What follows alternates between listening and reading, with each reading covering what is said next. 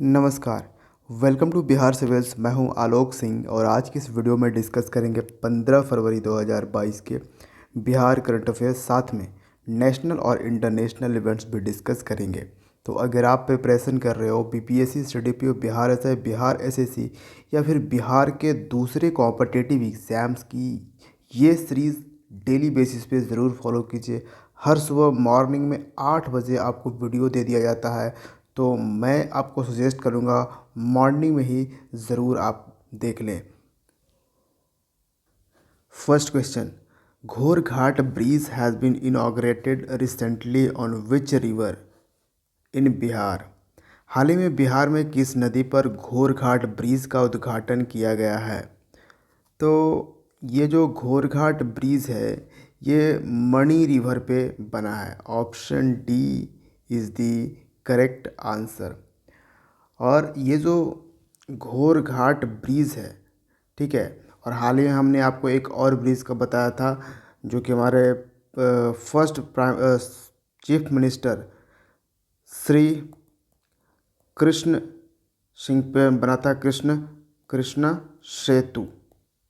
तो इन दोनों ब्रिज का, घोरघाट ब्रिज और श्री कृष्ण सेतु ब्रिज, दोनों का इनॉग्रेशन किया है हमारे चीफ मिनिस्टर नीतीश कुमार ने। साथ में वीडियो कॉन्फ्रेंसिंग से किया है हमारे जो union minister for road and highways हैं, नितिन गडकरी। ठीक है, तो इन दोनों ने मिलकर ही इसका इनॉग्रेशन किया है, इन दोनों ब्रिज का। तो ये जो घोरघाट ब्रिज है 2007 में ये ब्रिज जो है वो गिर गया था, ख़राब हो गया था ये ब्रिज। तो इसको बनाने की शुरुआत 2009 से करी गई और ऑब्वियसली आप देख रहे हो ये 2020 में बन के तैयार हो गई। 900 किलोमीटर सॉरी 900 मीटर 900 मीटर लंबा ये ब्रिज है जो कनेक्ट करता है भागलपुर को मुंगेर से। इनफैक्ट पटना से भी भागलपुर जाना इस ब्रिज के थ्रू आसान होगा। तो ये आपको दिखेगा, ये है मुंगेर।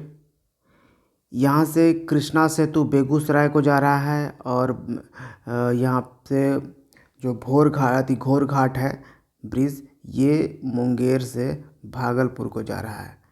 ठीक है, तो ये अलग अलग जगह से, कोई ज़रूरी नहीं कि एक ही जगह से। Next question, who has become the chairman of Bihar wrestling union. Bihar कुश्ती संघ के अध्यक्ष कौन बने हैं? तो ये बन गए हैं Vishal Singh. Option A is the correct answer. Vishal Singh Bhojpur ज़िले से बिलोंग करते हैं। ठीक है, और एक साथ में जनरल सेक्रेटरी भी बनाया गया है, तो वो कौन है? विनय कुमार सिंह। ठीक है, तो इस क्वेश्चन का आंसर क्या हो जाएगा? Option A is the correct answer. Next question, what is the theme of world radio day 2022। विश्व रेडियो दिवस 2022 का विषय क्या है? तो विषय है radio and trust. Option C is the correct answer. World radio day हम 13 फरवरी को हर साल सेलिब्रेट करते हैं।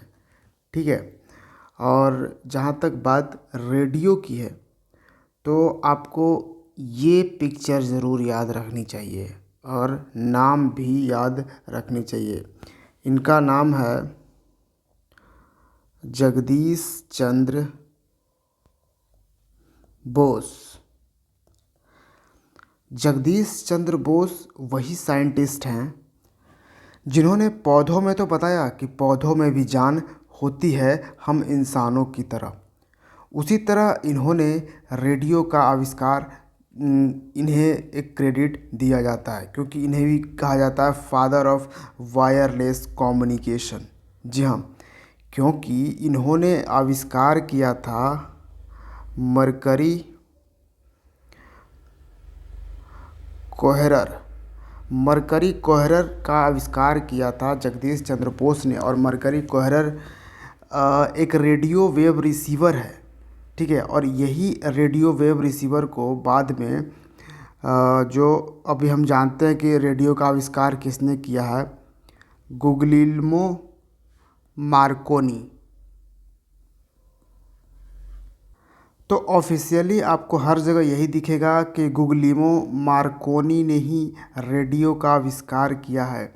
लेकिन मैं आपको बता दूं, जगदीश चंद्र बोस जो कि बंगाल में, यानी उस समय बांग्लादेश भी था साथ में, तो वहाँ पे इनका जन्म हुआ था। और ये एक इंडियन थे, ठीक है, भारतीय हैं जगदीश चंद्र बोस। और इन्होंने सबसे पहले इस रेडियो का वेव रिसीवर का आविष्कार किया और उसी रिसीवर को गुग्लिल्मो मार्कोनी ने अपने रेडियो में यूज़ किया और दुनिया में सबसे पहले इन्होंने पेटेंट करा लिया। यही एक यहाँ पे दिक्कत हुई कि मार्कोनी ने इसको पेटेंट करा लिया कि हमने आविष्कार किया है, ठीक है।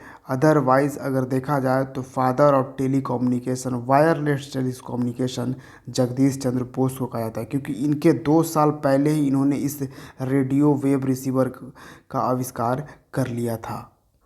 और ये 13 फरवरी को वर्ल्ड रेडियो डे यूनेस्को के द्वारा ये मनाया जाता है, ठीक है। यूनेस्को ने इसको प्रोक्लेम्ड किया था 2011 में। Next question, military officer Paul Henry Sandaogo Damiba appointed as interim president of which country. सैन्य अधिकारी पॉल हेनरी सैंडोगो दामीबा को किसके अंतरिम राष्ट्रपति के रूप में नियुक्त कर दिया गया है। देखिए, ये जो अफ्रीकी कॉन्टिनेंट में जो भी कंट्री हैं वो एक्चुअली स्टेबल नहीं है, अनस्टेबल कंट्रीज़ हैं ये लोग, कभी भी इनका कुछ भी हो सकता है। और यही हुआ है कि ये जो प्रेसिडेंट बने हैं पॉल हेनरी सैंडाओगो डामीबा, ये जो डामीबा हैं ये मिलिट्री कमांडर थे बुर्किना फासो के। Option A is the correct answer. और बुर्किना फासो के मिलिट्री कमांडर ने कू कर दिया, ठीक है। कू यानी तख्ता पलट कर दिया है यहाँ पे। पिछले महीने में 24 जनवरी को ही ये किया गया है और अभी जाकर फिर ये खुद को यहाँ पे इंटरिम प्रेसिडेंट के तौर पर घोषित कर दिया है। और जो पहले से प्रेसिडेंट थे मार्क कोबरे, इनको डिसमिस कर दिया। फिर यहाँ के प्राइम मिनिस्टर लसीना ज़ार्बो, इसको भी डिसमिस्ड कर दिया है। ऑब्वियसली आप देख ही रहे हो, म्यांमार में भी आप देख रहे हो मिलिट्री अभी शासन चला रही है। Next question, centre has set the target to replace diesel with renewable energy in the agriculture sector by which year. केंद्र ने किस वर्ष तक कृषि क्षेत्र में डीजल को नवीकरणीय ऊर्जा से बदलने का लक्ष्य रखा है। तो कृषि क्षेत्र में जो डीजल का यूज़ होता है उसके जगह पर रिन्यूएबल एनर्जी का यूज़ किया जाएगा। इसका टारगेट सरकार ने, सेंट्रल गवर्नमेंट ने कब तक रखा है? 2024 तक। Option B is the correct answer. और इसको अनाउंस किसने किया है?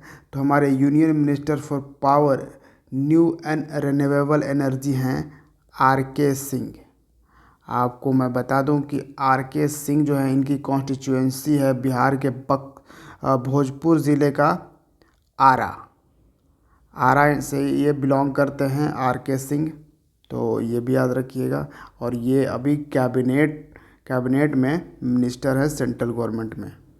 वैसे अभी सेंट्रल गवर्नमेंट के कैबिनेट में 4 मिनिस्टर ऐसे हैं जो बिहार से बिलोंग करते हैं। और इसमें मिनिस्टर फॉर स्टेट में भी 2 मिनिस्टर हैं, यानी कि करीबन 6 मिनिस्टर हैं कैबिनेट में, आपको याद रखनी चाहिए। नेक्स्ट है, name of the 5th and final vessel of the coast guard offshore patrol vehicle project. तटरक्षक अपतटीय गश्ती वाहन परियोजना के 5वें और अंतिम पोत का नाम क्या है? तो ये जो एक सीरीज था, एक जो प्रोजेक्ट था 5 coast guard offshore patrol vehicle ship बनाने का, ठीक है, ICGS ये 5 बनाने का ये प्रोजेक्ट था, जिसमें अब 5वां यानी कि लास्ट भी बन चुका है। 4 पहले से ऑलरेडी बन चुका था। तो 5वां कौन है? यह है ICGS सक्षम, इंडियन कोस्ट गार्डशिप सक्षम, ठीक है। तो ये याद रखना, option D is the correct answer. यहाँ पे आप पिक्चर भी देख पा रहे होगे। और इसको किस कंपनी ने मैन्युफैक्चर किया है? तो Goa shipyard limited. Next, Nobel prize winning French scientist Luc Montagnier passes away at 89. He was discovered। नोबेल पुरस्कार विजेता फ्रांसीसी वैज्ञानिक ल्यूक मोंटेग्नियर का 89 वर्ष में निधन हो गया। उन्होंने क्या खोजा था? तो ये जो ल्यूक हैं, इन्होंने डिस्कवर किया था HIV वायरस। जी हाँ, option B is the correct answer. HIV virus human immunodeficiency virus, जिसके कारण बीमारी होता है एड्स, ठीक है। इस वायरस को सबसे पहली बार ल्यूक मोंटैग्नियर ने ही डिस्कवर्ड किया था, ठीक है, और जो कि एक फ्रेंच साइंटिस्ट हैं, फ्रांस के साइंटिस्ट है। और इनको नोबेल प्राइज़ जो है मेडिसिन के लिए मिला था 2008 में। और हाल ही में देखिए फ्रांस के ही एक कथकली डांसर थी मिलेना साल्विनी, इनका भी हाल ही में निधन हो चुका है। और ये कथकली डांसर हैं और इनको श्रेय जाता है कि जो इंडियन क्लासिकल डांस है उसको यूरोपियन कंट्रीज़ में फैलाने का, उसको प्रमोट करने का एक बड़ा ही रोल है मिलेना साल्विनी को। और हाल ही में कुछ ऐसे पर्सनालिटीज़ जिनका निधन हो गया है और वो काफ़ी इम्पोर्टेंट हैं, जैसे मेजर हरिपाल सिंह अहलूवालिया। मेजर हरिपाल सिंह अहलूवालिया एक माउंटेनियर थे, जहाँ पहाड़ों पर चढ़ने वाले। और ये first Indian expedition to submit Mount Everest को सबमिट करने वाले थे। इन्होंने 1965 में ही माउंट एवरेस्ट को सबमिट किया था और इनकी हाल ही में डेथ हो चुकी है। एक लेजेंडरी फुटबॉलर थे सुभाष भौमिक। इन्होंने 1970 का जो एशियन गेम्स हुआ था ना, बैंकॉक में हुआ था, ठीक है, यहाँ पे इन्होंने ब्रॉन्ज मेडल जीता था। तो ये फुटबॉलर हैं, ये याद रखना है आपको। और भारत ने हॉकी में Tokyo Olympics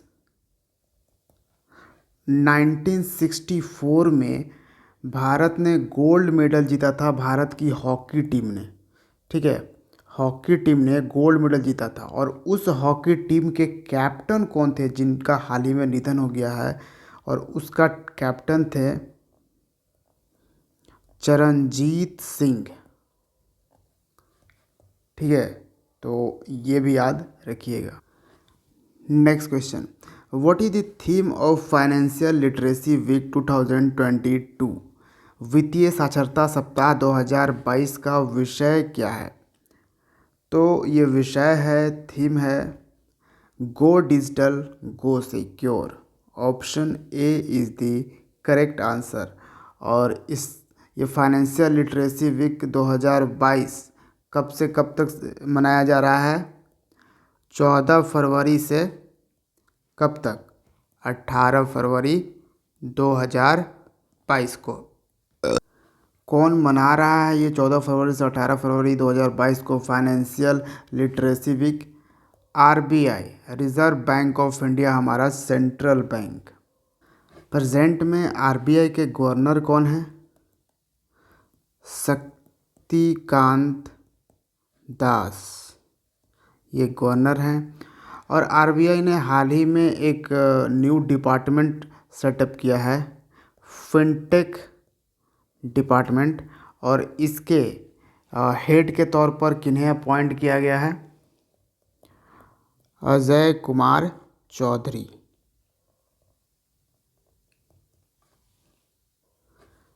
next, which union minister has inaugurated NITI Aayog fintech open summit? किस केंद्रीय मंत्री ने NITI Aayog K fintech open summit का उद्घाटन किया है? तो ये कौन है union minister? Ashwini Vaishnaw. Option B is the correct answer. और अश्विनी वैष्णव के पास 2 पोर्टफोलियो है। एक है communications and electronics and information technology, ठीक है, ये इनके पास है। ये minister for communication and electronics and information technology. और दूसरी मिनिस्ट्री है इनके पास रेलवे। जी हाँ, ये रेलवे मिनिस्टर हैं, तो ये भी आपको याद रखनी है। नीति का फुल फॉर्म हो जाता है national institution for transforming India. NITI Aayog को इस्टेब्लिश किया गया है, जो हमारा 5 ईयर प्लानिंग कमीशन होता है था, उसको रिप्लेस करके, ठीक है, उसकी जगह पे अब नीति आयोग है, यानी कि भारत का भी थिंक टैंक है। और इसके जो चेयरपर्सन वो ऑलवेज होते हैं बाय डिफ़ॉल्ट प्रधानमंत्री, प्राइम मिनिस्टर ऑफ इंडिया। तो फिलहाल कौन है? अभी पीएम मोदी हैं इसके चेयरपर्सन। और सीईओ कौन है? अमिताभ कांत। इनका वैसे जो कार्यकाल है वो ख़त्म होने वाला था, लेकिन 1 साल और एक्सटेंड कर दिया गया है। हाल ही में नीति आयोग का आया था health index, NITI Aayog health index, जिसमें केरल हमेशा की तरह टॉप पे था और सबसे लास्ट में था उत्तर प्रदेश। ठीक है, उत्तर प्रदेश की रैंकिंग सबसे लास्ट थी और सेकंड लास्ट था बिहार। तो लार्जर स्टेट में तो केरल था टॉप, स्मॉलर स्टेट में कौन टॉप था? Mizoram. Next question, what is India's rank in the economics intelligence units democracy index 2021? तो डेमोक्रेसी इंडेक्स 2021 में भारत का क्या रैंक रहा? तो भारत रहा 46th पोजीशन पे। Option C is the correct answer. Out of 167 country Bharat का 46th रैंक आया। Option C is the correct answer. और स्कोर कितना रहा? 46 तो रैंक था, स्कोर था 6.91 आउट ऑफ 10। ठीक है, तो ये भी याद रखिएगा। अच्छा, एक और क्वेश्चन यहाँ से ये भी होगा कि टॉप किसने किया? तो टॉप किया नॉर्वे ने डेमोक्रेसी इंडेक्स में, और सेकंड पे रहा, इसको फॉलोड किया न्यूजीलैंड, और थर्ड पे फिनलैंड। तो इस डेमोक्रेसी इंडेक्स में टॉप 3 कंट्री हैं। किसने रिलीज़ किया? तो ऑब्वियसली यहाँ पे तो इसके साथ ही लिखा गया है आपका इकोनॉमिक्स इंटेलिजेंस यूनिट ने। ठीक है, इसने इस डेमोक्रेसी इंडेक्स को रिलीज़ किया है। और लास्ट पोजीशन किसका रहा, यानी कि 167th रैंक किस कंट्री का था? वो था अफ़गानिस्तान का। ठीक है, और मैं तो ये देख के शॉक्ड हूँ कि अफ़गानिस्तान का तो मतलब रैंक हुआ भी क्यों? मतलब अफ़गानिस्तान को इस डेमोक्रेसी इंडेक्स में शामिल किया भी क्यों गया? अब खुद ही देखो, अफ़गानिस्तान डेमोक्रेटिक कंट्री तो अब रही नहीं। ठीक है, पहले से ही यहाँ पे तालिबानियों का कब्ज़ा हो चुका है। दूसरी बात सेकंड लास्ट लिखा यहाँ पे लाया गया है म्यांमार को। अब ये सब यूरोपियन कंट्रीज़ ये जो इंडेक्स निकालती है पता नहीं किस बेसिस पे निकालती है। अब म्यांमार को इस डेमोक्रेसी में क्यों शामिल किया भाई? म्यांमार में तो हाल ही में मालूम है कि यहाँ पे जो प्राइम मिनिस्टर थी उसको जेल में बंद कर दिया और यहाँ का जो मिलिट्री कमांडर है उसने तख्ता पलट कर ली। तो मतलब कुछ इन लोगों का कुछ समझ में नहीं आता है, बस ये इंडेक्स लोग निकाल देते हैं। पता नहीं कौन एक्सपर्ट ऐसा बैठा रहता है ये इंडेक्स निकालने के लिए, लेकिन फिर भी हमारे एग्ज़ाम पर्सपेक्टिव से जो पढ़ना होता है हमें तो पढ़ना ही है। Next question, who has been elected as the president of the Institute of Chartered Accountants of India? Institute of Chartered Accountants of India के अध्यक्ष के रूप में किसे चुना गया है? तो ये बन गए हैं Debashish Mitra. Option C is the correct answer. और वाइस प्रेसिडेंट भी बने हैं, ठीक है। तो वाइस प्रेसिडेंट, ये तो प्रेसिडेंट हैं, एक उप अध्यक्ष हैं बने हैं, वो हैं अनिकेत सुनील तलाती।